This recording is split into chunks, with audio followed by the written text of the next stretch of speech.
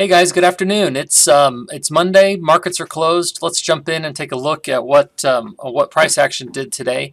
So last week, remember, we came out and said, hey, we think we're bullish these markets, particularly soybeans, because of the way they're shaping up. And also partly because of the way the corn balance sheet could tighten. So we don't have any evidence of corn tightening necessarily, but what we do have is price action that we really like. So notice the divergence action coming from the July low to the August low. Okay, so these oscillators are are um, are bottoming at much shallower levels than they did in July. And what that means is that there's just less momentum and less actual volume being traded down here. Now, what's interesting about today's close, okay, you may look at this and say, oh, well, we're just in the middle of a bunch of chop. Well, here's the deal. We closed back up above and into the middle of all of this congestion right in here, which goes all the way back to the May lows, all the way through the June, July lows, and into the August lows. And I think what's significant is you see these big outside bars that are bearish, right? So today we finally closed back above the open of one of these bars. It's the first time we've done it. So if tomorrow we can press up and close back above $5, then that really does clear the path for a monthly reversal, which would be up here at 508. So pay very close attention to 5 and 508 on corn, because if it closes above that, it's a straight shot up to the gap area up here at 530. And then beyond that, you just don't know where it might go, right? Because the funds have gotten short. They're very, they've been greedy down here. And so if we do rally up above here, we could get a rather explosive move to the upside here, as those new shorts get trapped into this marketplace. And remember, the risk to the crop is that it gets smaller, not bigger from here. We know what weather's done. We have a pretty good idea of what the Pro Farmer Tour really found.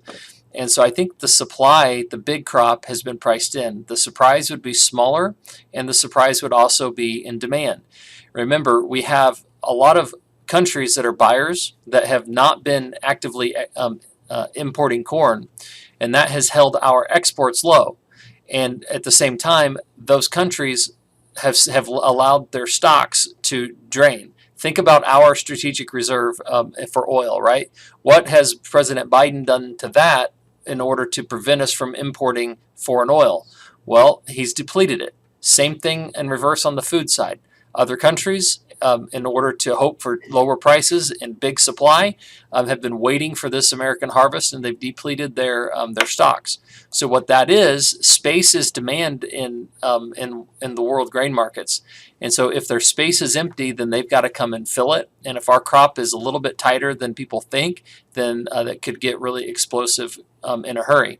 And what is probably going to drive that, in our opinion, is soybeans. Soybeans are very bullish. We've been bulled up on these for a couple of weeks, but it just continues to get more bullish. We are outside of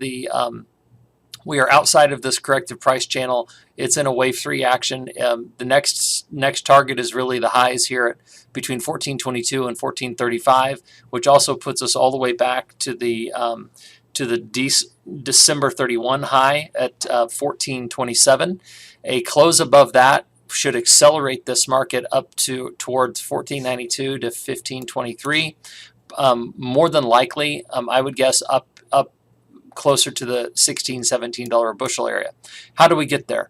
Well, if you look right here, we have a gap. We tried to gap last Monday. We've got gaps all over this chart. That tells you that the market is in a period of great indecision and concern. So we have a huge crop in South America. Everyone tells us we're going to have a big crop, but yet we get these bullish gaps. And what that means is that this could be either a breakaway or a measuring gap.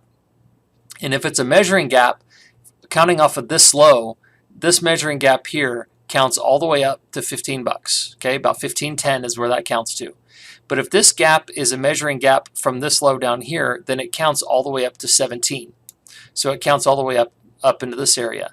Now, what could bolster that is the fact that these numbers aren't just there by accident. These are actually reverse Fibonacci numbers that are calculated off of this wave decline right here. So if you put those in perspective, the 1.618 extension of this decline is here at 1524, and then beyond that it's 1613. Once 1423, the magnet level here, is taken out, then in a probability perspective, this becomes really, really high, like 70–80% probability. This becomes about 60 to 70, and then this is slightly above 50. So, but you got to get up above these highs first, and you got to see a continued acceleration. What will cause that? I have no idea. Our crop size just isn't great, and the heat wave did not do anybody any favors, and we seem to be having demand come back in.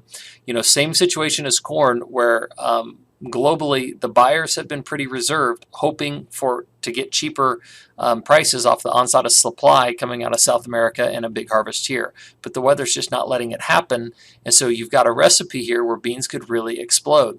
If beans explode, corn explodes, right? That's kind of the way it goes. If you look at corn's price action relative to beans, you've got a 1-2, and I think we're building another 1-2 up in here, just like beans did off of this low here back in early August. You've got a 1-2, 1-2, and what follows that is an explosion to the upside.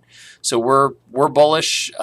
It's going to take some pretty significant chart damage to get us off of that horse here, or a total failure up here at this 1434 level. But once we get past that, I think beans are really going to get rocking and rolling, and that'll drag corn with it. And then that leaves us to the red-headed stepchild, which is Kansas City wheat, and traders just love to sell it.